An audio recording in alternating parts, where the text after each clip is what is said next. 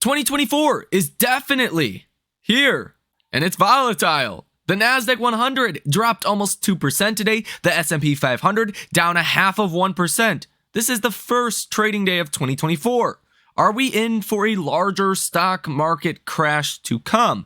Well, what I'm going to share with you here in this video might surprise you. Briefly, let's go over 3 different reasons why the markets fell today, all of these 3 working in tandem, but the first one being the most significant. Apple received a downgrade from Barclays.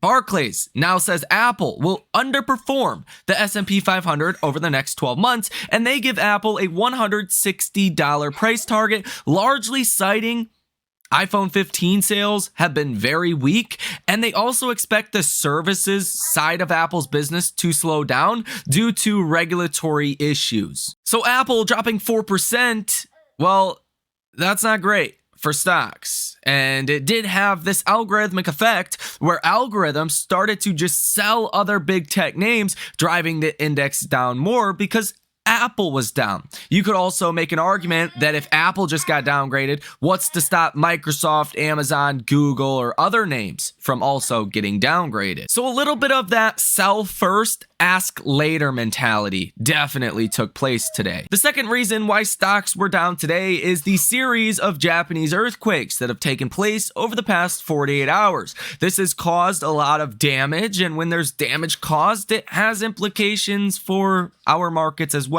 The average citizen believes China, quote, owns the US. I'm sure you've heard that before. Well, technically speaking, it's actually Japan, because Japan has the largest quantity of US treasuries at about $1.1 trillion, according to the Department of Treasury. This means, to some degree, we have a direct tie, economically speaking, to Japan. Maybe you can understand what I'm saying by looking at the dollar. I track this using DXY. When the dollar goes up, stocks go down. Simply put, when the dollar is gaining value relative to other currencies, well, it's bad for multinational companies like a Tesla, like an Nvidia, like a Google, like an Amazon. These companies that do business in Chinese yuan, Japanese yen or euros or pounds, all of those foreign currencies, if those currencies are weakening, well, when you take that money back to the US, you're going to get less US dollars. Basically, long story short.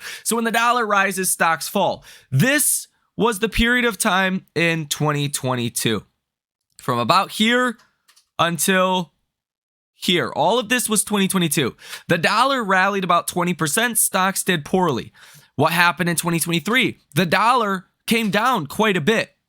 What happened back here? Right? During the July summer AI rally, the dollar was falling. Almost down to the exact day that markets peaked in July, around July 17th, the dollar bottomed and started to rally. This caused an over 10% pullback in the S&P 500. Not necessarily just the dollar, but there were other factors as well. But the dollar was definitely a major contributor to this. Like literally moving in lockstep with our markets. Dollar up, stocks down. Well, what happened today? The dollar was up almost 1% today, which that's a big move up for the dollar. There are also fears out there that Japan could see a larger earthquake, and that would be even worse for our markets. I like to call this a distortion because it's more short term than anything, but it can cause weird movements in currencies and in US Treasury holdings. The third reason why stocks sold off today, although it's not as important, we do have an Iranian warship now in the Red Sea with about 10 other US warships. We're killing Houthis now that are attacking other ships. We sunk 3 ships, and everyone on those 3 ships, those Houthi ships, did not survive. The 4th ship got away. So we're actively in a conflict in the Middle East right now. So that also weighed on our markets today, but not nearly as much as the last 2 things we just discussed. The big question is, what is coming next for our markets? 2 things you really need to know. The Fed policy, that's pretty clear. The Fed's done. They're not raising rates. They're going to cut rates between 6 or 7 times, as the markets are currently pricing in 2024. What we want to be watching for is the economy, the economic data. If the economic data starts to signal we're heading into a weak period, maybe a recessionary period, stocks will sell off. But we don't have that clarity yet. We just don't know that information. All of the data that we have seen recently has been pretty good. The second thing that is important is confirmation of valuations. What I mean by this is the markets are trading as if these are going to be the estimates for 2024. Big tech is going to beat the estimates, all of that, right? Market participants trade on forward expectations, not looking back the last 12 months. So when we start to get these Q1 earnings that will roll around for big tech names, Apple, Google, Microsoft, Amazon, those are the names that I'm really talking about because they control what happens with the SPY or the triple Qs on any given day. So I'm really referencing those stocks when I say this next. If those stocks come in with bad earnings, you will see a larger correction and pullback in our markets. That's a fact. But we won't get those earnings until the last week of January through the first 2 or 3 weeks in February. So over the next 3 weeks here, we're not going to have much as far as confirmation from company earnings. That could give us a window for stocks to maybe trade sideways or even trade higher.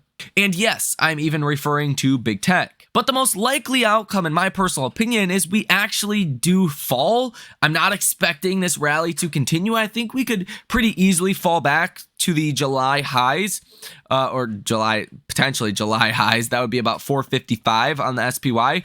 But maybe even the previous all-time highs that we've seen in December and January of 2022, which would put the SPY about 465. But at the same time, you may actually see big tech sell off, or maybe not rally as much, but you could see the rest of the markets do very well. This would be really small mid-cap stocks, interest rate sensitive names. You can track this using IWM, in which IWM fell about 0.5%, recovering more than the other indexes here in after hours.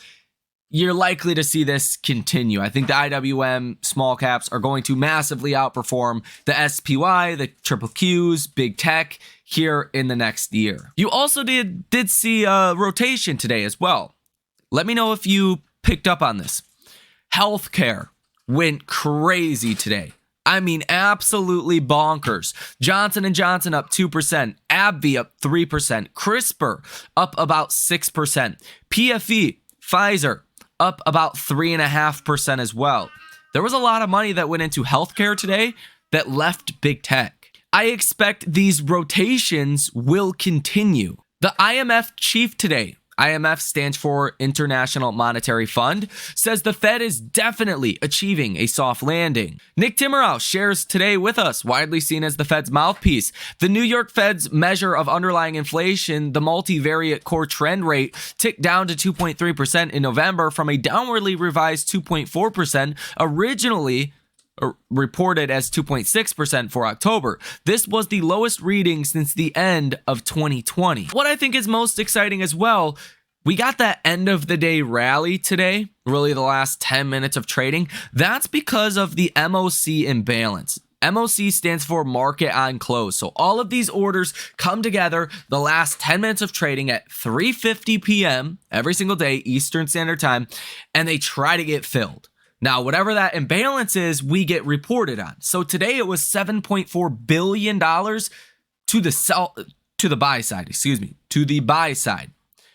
That means there's a lot of people that wanted to get in positions at the end of the day today. This could set us up for a near-term reversal of some of the carnage that we've seen today in our markets. $7.4 billion for a market on close imbalance is one of the biggest I have ever seen. Now, I was actually shocked by this data here from Ryan Dietrich. He says, good to remember that the average peak to trough correction per year is 14.2% since 1980 for the S&P 500. Last year, stocks had a 10.3% correction, yet still gained more than 24%. Takeaway is even strong years tend to see some scary moments. And when you look at this chart, it's kind of crazy in even recent times, right? You had a 5.8% pullback in 2013. Stocks rallied about 30%. The next year, you had a 7.4% pullback. Stocks rallied about 10%. Take a look back here at 2019. You had a 7% pullback. Stocks rallied about 30%. During last year, 10.3% pullback. Stocks rallied about 24%. Most of these years have some pretty large pullbacks, and stocks can still do very well. Like 2009, you had a pullback of 27.6%. The markets ended up closing like 25% higher in 2009. Back here in 2012, a 10% pullback. Markets ended up closing about 15% higher. So if we did get a 14% pullback from here in the SPY, that would take you about to those October lows, about 405 for the SPY. I don't think that's going to happen, but it's a possibility according to the average pullback that we see on any given year. I think a more likely pullback is probably to about 430 if Q1 earnings and guidance are bad. If Q1 earnings are good and a recession stays away and we don't see recessionary fears build, then you probably could still see a pullback to the 450 level on the SPY and then see a much slower rally higher as more of the capital on the sidelines is not going into the SPY. It's really going to be going into small mid-cap stocks, really interest rate sensitive names. I mean, take a look at this. The S&P 500 outperformed the equally weighted index by 12% last year. The second biggest outperformance on record with data going back to 1971. Only 1998 was bigger at 16%.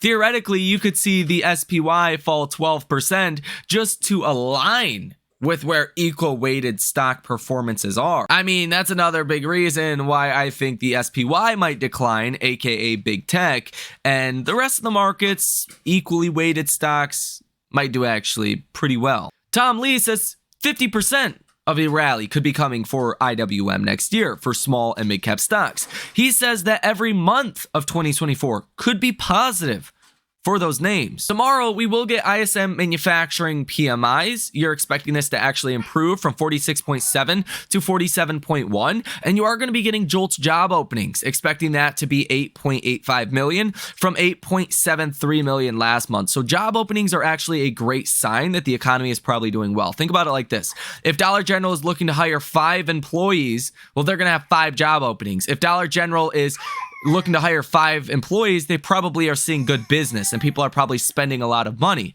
If they say, whoa, they see a pullback and now they don't need to hire 5 people, maybe just 1 person, well, your JOLTS job openings are going to fall. And that's usually not a great sign that your Dollar General is going to be busy. Just for a very simplistic way to understand this. The year Dow inching up 26 points, S&P sinking 0.57%, and then Nasdaq plunging 1.63%. Part of what I spot as a sector rotation. And while it could be tough, perhaps even brutal for some stocks, I think it'll be temporary, the kind of thing that happens after a huge bull run like 2023. You know what? Today reminded me a lot of anomalous first days of the year that I've seen many times in my career. But this one especially, 1997. You know, we were down at Disney World. The kids were out. They're real small then, and we were about to go on the It's a Small World After All ride for the 4th time.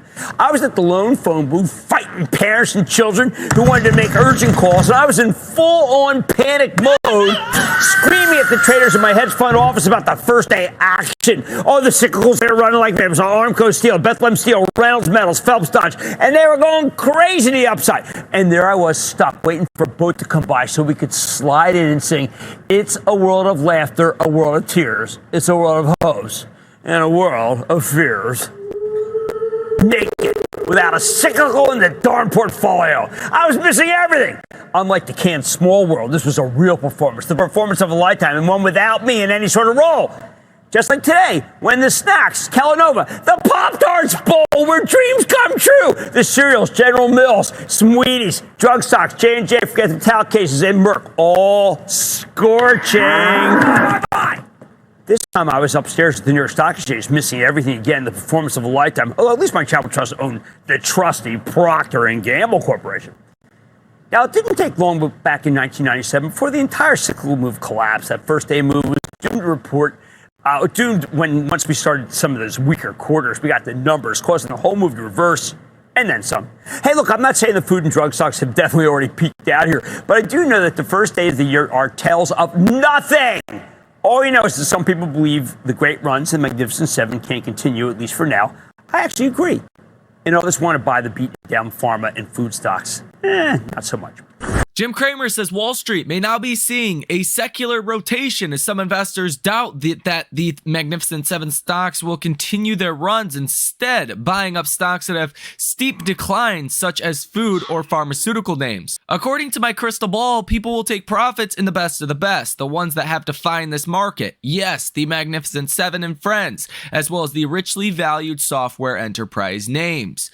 I think investors will use that cash to invest in companies that haven't gotten any respect for ages. This is likely small and mid-cap stocks, interest rate sensitive names that have gotten beaten down in recent years. Fubo, SoFi, AMC, DraftKings, Palantir, PayPal, all of these names that we may be invested in might actually start to get a boost here, and you might actually see the broader indexes decline after all. Now, as you've seen today, AMC stock was down about 0.16%, up 0.57% in after hours. You could actually see a margin call-like event start to play out if the broader indexes do start to fall from here. You see, hedge funds are now over 100% allocated in our market. So that means they're upside leveraged and exposed. So if you start to get a big downside move and a lot of those gains start to get lost, and some of, let's say, the stocks that you have been shorting over the past 2 years really start to do well, you're beaten down dog names, well, that puts them in a bad spot, potentially quickly, just depending on what the severity of any potential pullback in our markets. Yes, this could open the door for some margin calls in AMC short positions, but it's not a guarantee. Let me know what you think down below in the comments section. Hit the like button as well as subscribe to the channel if you made it to the end of this video. Thank you for watching. Enjoy the rest of your day, and I will see you in the next one.